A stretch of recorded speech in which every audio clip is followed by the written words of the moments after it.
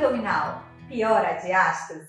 Esse é um tema tão bombardeado e debatido, não é? E para esclarecer a todos vocês e me posicionar sobre o assunto, eu resolvi fazer este vídeo. Lembrando que a minha verdade é baseada na minha prática e também na experiência clínica através de artigos científicos.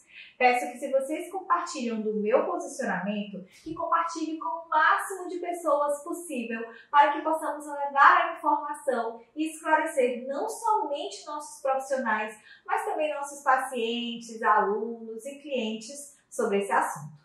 Antes de começar, eu vou relembrar que é de suma importância, sim, dominar o sistema músculo-esquelético. Claro, esse entendimento é muito importante para profissionais, porém, tão importante quanto dominar este conhecimento é dominar a anatomia facial. E, na minha opinião, é o que falta para muitos extremistas do assunto. Devemos lembrar ou conhecer que a fáscia tem um comportamento diferente da anatomia musculoesquelética. Se nos direcionarmos para o cilindro abdominal, notaremos que esse também tem uma anatomia bem complexa e ela não é tão simples. Por isso, muitas pessoas não entendem como o vácuo abdominal pode auxiliar no tratamento da diástase. Porque para aqueles que têm um pensamento linear e mecanicista, fica difícil visualizar essa dinâmica, que atua em sinergia e de forma orquestrada em indivíduos saudáveis. E olhando para isso, fica muito fácil entender, porque fica difícil entender como um método que abre as costelas, ou seja, afasta o músculo reto abdominal, pode melhorar a diástase. Bom, se pensarmos em reto abdominal, isso faz todo sentido. Eu também já tive esse pensamento quando eu olhava só para esse sistema e não para o sistema facial. Eu estava, inclusive, conformada até perceber diariamente em minha prática clínica que meus pacientes tinham excelentes resultados quando aplicávamos os hipopressivos. Não todos, de fato, mas a maioria. A primeira coisa que eu entendi ao longo da minha formação é que praticar hipopressivo não é apenas fazer vácuo. Existe uma série de fundamentos posturais que precisam ser seguidos, dentre eles a manutenção da tensão excêntrica da face, juntamente com a ativação de certos grupos musculares que garantem essa ação combinada entre a fáscia e o movimento muscular. Na região abdominal, para vocês terem ideia, os músculos se dividem em 3 camadas faciais, ou seja, o tecido conjuntivo forma 3 camadas. A camada facial profunda, que é a face mais grossa, que tem o objetivo de transmitir tensão à distância, de coordenação, quando direcionada para a região abdominal, ela se divide em 3 camadas. A mais superficial, que envolve o músculo oblíquo externo, a camada média, que envolve o músculo oblíquo interno, e a camada mais profunda, que envelopa o transverso do abdômen. Estas estruturas seguem independentes no abdômen até se juntarem na forma de bainha do reto abdominal. Vejam bem, um envelope que no meio dele tem o reto abdominal. Então a face que forma o oblíquo externo, interno e o músculo transverso são independentes sim, pois conseguimos executar movimentos independentes, ativando mais determinados músculos desse conjunto, porém elas se juntam e se encontram na região anterior, formando a bainha do reto abdominal. E no meio da junção dessas duas bordas do reto abdominal, eu ainda encontro uma camada de tecido conjuntivo frouxo. E essas camadas se fundem formando a linha alba. Desta forma, a linha alba é a junção de todas essas faces.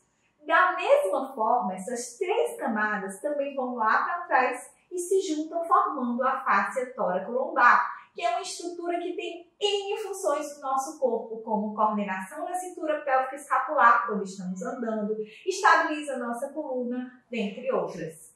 É uma estrutura bem complexa e no processo espinhoso vertebrais, estas estruturas se juntam novamente, formando os ligamentos interespinhoso e supraespinhoso. Então temos uma cavidade toda conectada. E lá dentro, na última camada, no envelope do transverso abdominal, eu ainda tenho uma estrutura de tecido conjuntivo que você só consegue ver na microscopia, pois ela tem milímetros, a chamada fáscia transversalis, que faz uma ponte entre as estruturas abdominais e as vísceras.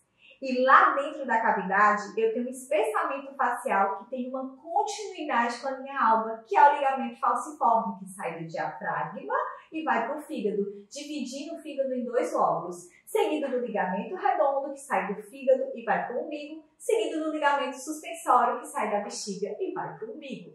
E eles se juntam e formam uma estrutura que tem uma conectividade, inclusive com a linha alba.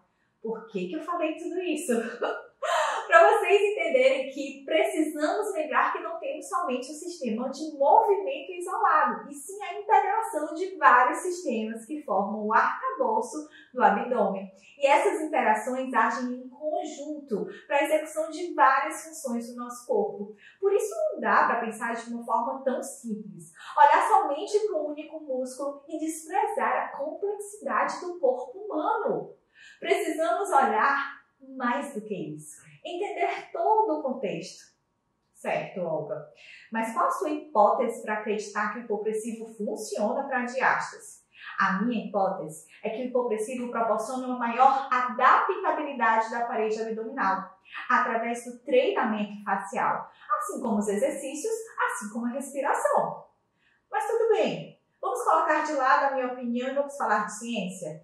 Grindel, em seu livro em 2008, afirmou que a manipulação da fáscia tem o potencial de mudar o estado de tensão da célula matriz, influenciar a liberação localizada de fator de crescimento, TGF-beta, que estão aí envolvidos na formação do fibroblasto e miofibroblasto, participando assim do processo de reparo, regeneração facial. Cajaé, em 2009, disse que carga mecânica pode estimular a formação e o alinhamento do colágeno, aumentando assim a capacidade da linha alba de transmitir cargas através da linha média. Esses dados nos mostram que carregar essa linha de uma forma gentil e coordenada, de trabalhar esta fáscia, é o que exatamente traz resultados. E é o que exatamente fazemos no hipopressivo. Por isso, acredito sim que ele é positivo para o tratamento da diástase.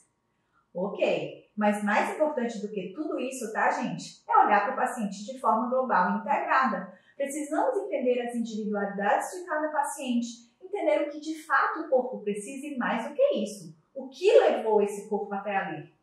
Gostaram desse vídeo? Eu quero pedir uma ajuda para vocês, tá? Compartilhem essa informação, duvidem do que eu estou falando, aprofundem os estudos de vocês. As grandes descobertas partem da curiosidade, da dúvida, seguidas pela busca de respostas. Super bem!